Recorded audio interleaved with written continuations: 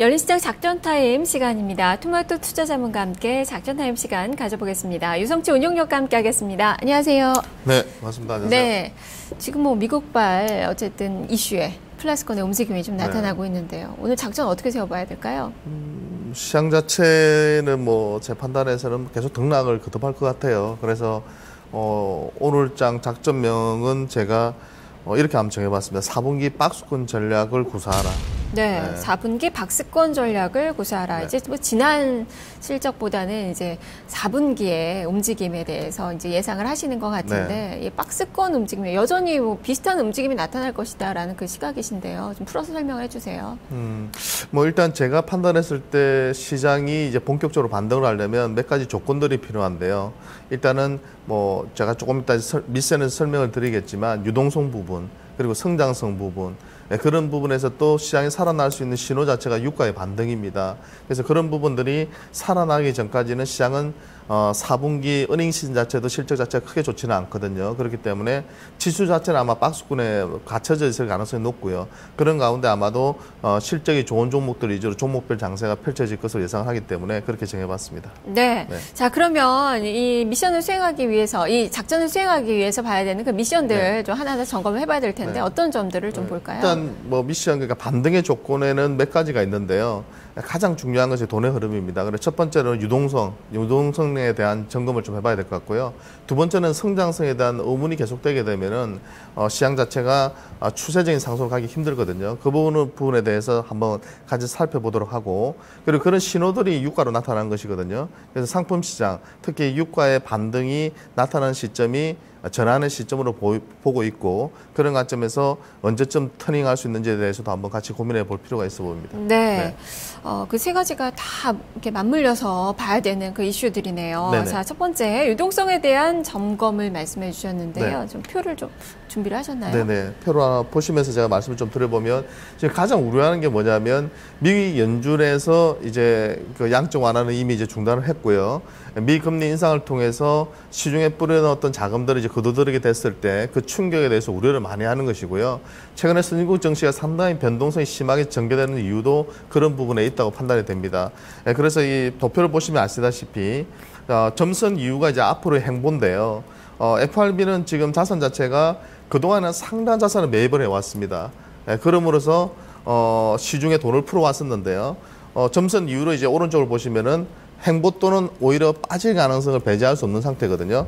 근데 잘 보시면 그 행보하는 부분에서 22자산과 밑에 BOJ라고 해서 일본 중앙은행의 자산 규모를 보고 있는데요. 보시면은 2015년 이후에도 아주 빠른 속도로 증가되고 있고요. 특히 22 같은 경우에는 내년 상반기까지 공격적인 양적 완화를 지속하기 때문에 오히려 자산 규모가 늘어난다. 그 말 뜻은 뭐냐면 유동성을 충분히 공급한다는 뜻입니다. 그래서 전체적으로 봤을 때는 시중의 유동성은 줄지 않고 내년까지도 계속 늘어난다, 증가한다는 관점이기 때문에 상당히 많은 분들이 우려를 하는 게 뭐냐면 미국이 금리 인상을 하면 급락이 들어오는 것이 아니냐, 폭락이 들어오는 것이 아니냐 우려를 많이 하시는데, 제 판단에서는 유동성 자체는 풍부하다. 그런 관점에서 일시적인 진통 정도로 끝날 가능성이 높다, 이렇게 판단이 됩니다. 네.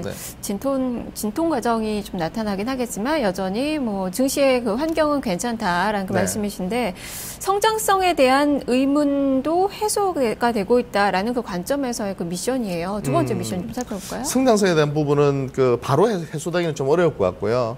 단지 시간을 두고 본다면 그런 부분의 의문도 조금씩 해소는 되지 않을까 생각이 드는데요. 첫 번째 도표를 하나 보시면서 말씀 좀 드려보면, 이게 지금 성장률에 대한 전망인데요. 왼쪽 도표, 그러니까 주황색 도표가 연초에 전망했던 수치고요. 3개월 전에 전망했던 수치가 중간 점선이고요. 그리고 나머지 이제 까만 그래프가, 막대 그래프가 현재 전망치인데 자꾸 떨어지고 있습니다. 그죠? 단지 지금 늘어나는 구간도 있는데요. 전 세계적으로 보면 약간 떨어지고는 있지만, 유로존 같은 경우는 오히려 늘어납니다. 연초 대비해서 전망치가 계속 지금 늘어나는 상태고요. 근데 문제는 뭐냐면 선진국은 별로 영향이 없어요. 도표를 보시면. 근데 이제 신흥국 쪽에서 보면 브릭스 쪽을 비롯해서 중국 그리고 신흥아시아 특히 라틴 쪽이 문제입니다. 브라질을 비롯한 이 라틴 쪽이 지금 성장률 전망치가 연초에 1.7%에서 마이너스 0.3%거든요. 최근에 그 자원 가격의 급락과 더불어서요.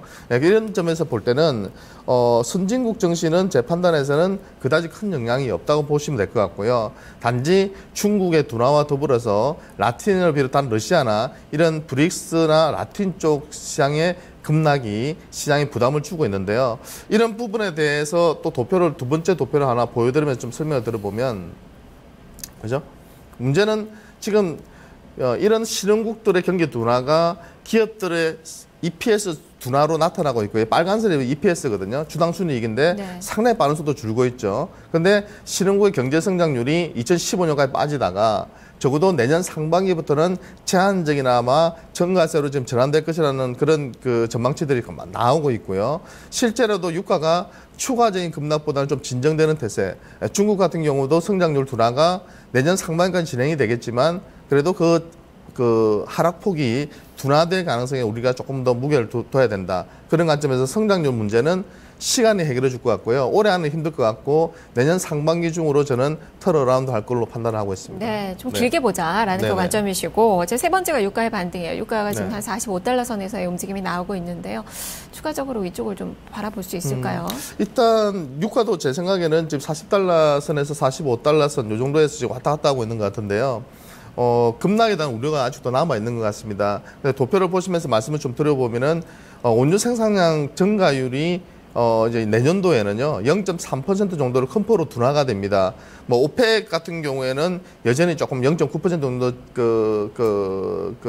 증가를 하고 있지만 작년 대비해서는 상당히 주는 폭이고요. 전체적으로 보면은 거의 한 2.5% 증가해서 0.3% 증가를 줄기 때문에 유가의 하락은 상당히 제한적인 가능성이 높다. 오히려 연말 가면은 수요가 좀 증가하면서요. 연말 수요가 증가하면서 조금씩 수요가 늘어난다면 가격 자체도 어느 정도는 제가 볼 때는 리바운딩 할 수 있을 거로 판단되고 있고요. 그렇게 본다면 유가 때문에 시장이 급락하는 상품 시장의 급락이 신흥국의 급락으로 이어지는 이 연결고리는 조금은 얇아질 수 있다.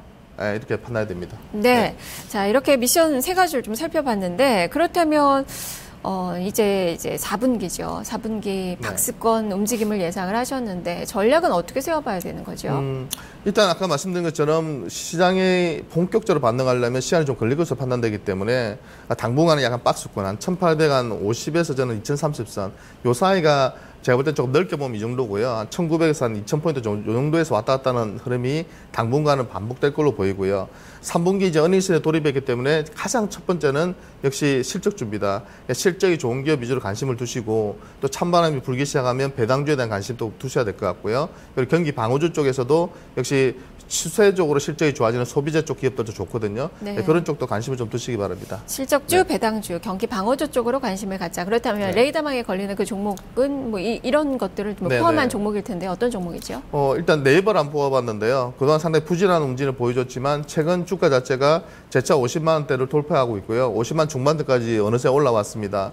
가장 큰 요인은 역시 은행 시즌에 돌입하면서 라인 일본 법인이 그동안 좀 부진했던 이유가 뭐냐면 엔화가 너무 약세였거든요. 그 돈을 원화로 환산한 과정에서 상당히 피해를 많이 봤는데요. 최근에는 원화 약세가 더 빨리 진행되다 보니까 이런 부분에서 상당히 수혜를 받을 걸로 보이고요. 3분기 실적은 2분기에 부진했던 실적을 커버할 수 있는 어닝 스프라이즈가 나올 가능성이 있기 때문에 그런 부분에 한번 추천을 드려봤습니다. 네, 알겠습니다. 말씀 잘 들었습니다. 네, 감사합니다. 네, 네이버까지 이야기를 좀 들어봤네요. 작전타임 시간 유성수 전문가와 함께했습니다.